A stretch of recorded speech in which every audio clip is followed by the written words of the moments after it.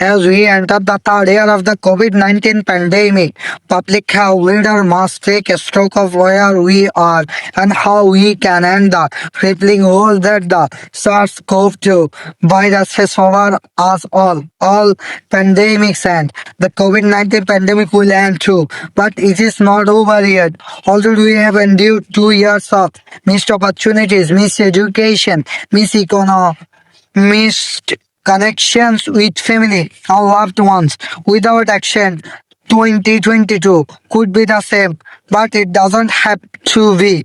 The virus will continue to affect our lives and livelihoods unless the global community collectively addresses inequitable access to vaccines, therapeutic agents, and diagnostics, as well as the fact that we are giving the SARS COVID-2 virus the room it needs to thrive through uneven and inconsistent international as well as national policies to reduce transmission, some of which are undermined by division and politicization. At the same time, government must invest in preparedness, prevention, and in science. One of the greatest scientific achievements during the pandemic has been the speed of the development of several safe and effective COVID-19 vaccines. Robust data continue to show that COVID-19 vaccines are very effective in preventing people from getting seriously ill and dying. This protection seems to be maintained against the more transmissible Delta variant and over time. However, we continue to see persistent inequities in access to COVID-19 vaccines. Of the more than 7 billion doses administered so far, less than 3% have been in countries in the Africa continent. The World Health Organization (WHO) has recommended that those at higher risk of severe disease and health workers be prioritized for COVID-19 vaccination. In all countries. The number of doses administered by the end of September 2021 was enough to have covered 40% of the population in all countries. The failure to provide access of sufficient doses of vaccines to low and middle income countries is not only unethical but also epidemiologically and economically unwise, and it is prolonging the pandemic. Unfortunately, vaccines alone will not end this pandemic, in part because of more transmissible neo variants and also because vaccines are primarily designed to protect against severe disease and death. The more virus is allowed to circulate, the more opportunity the virus has to evolve. Throughout the course of the pandemic, SARS-CoV-2 has shown its ability to become better adapted to the human host, with variants Alpha and Delta demonstrating enhanced transmissibility. One of the biggest unknowns is 2022 will be how this evolution continues. In 2022, epidemiological and genomic surveillance efforts should be expanded in all countries to detect SARS-CoV-2 variants and ensure that robust testing systems are linked to public health action.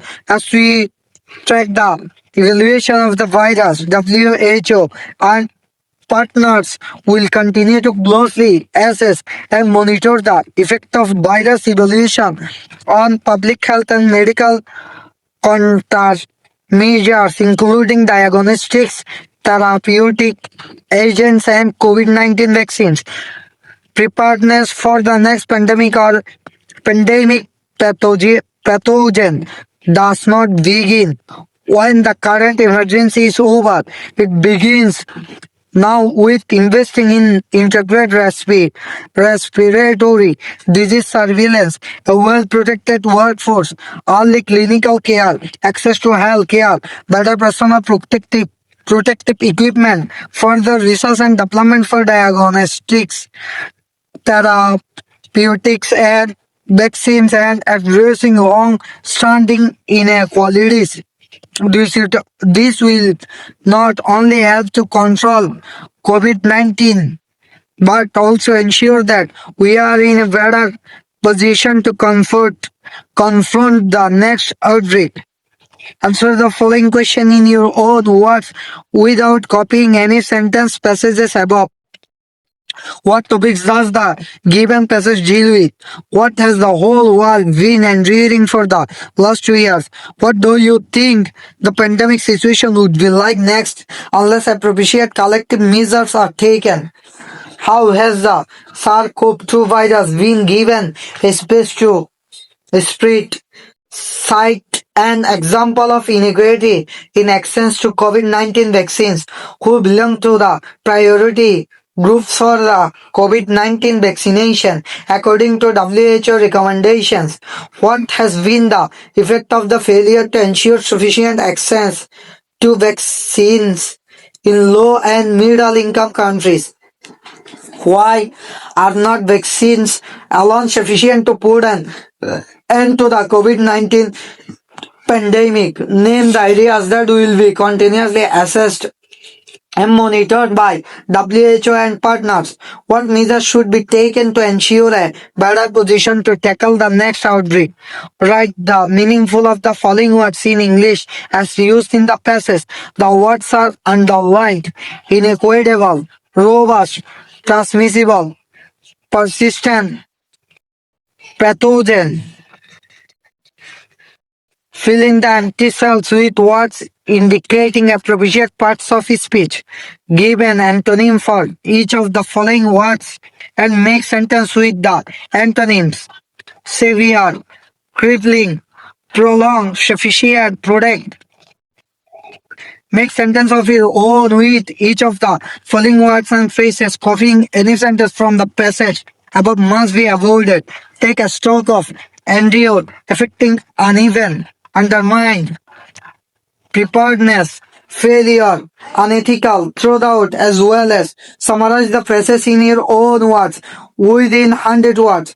Write a letter to the editor of an English daily suggesting measures to be taken to effectively deal with the next pandemic.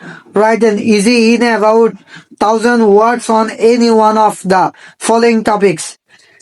Mujib, yeah, the grand celebration of Bangabandhu's birth centenary, global competences, and 21st century higher education, socio-economic impact of foreign remittance in Bangladesh.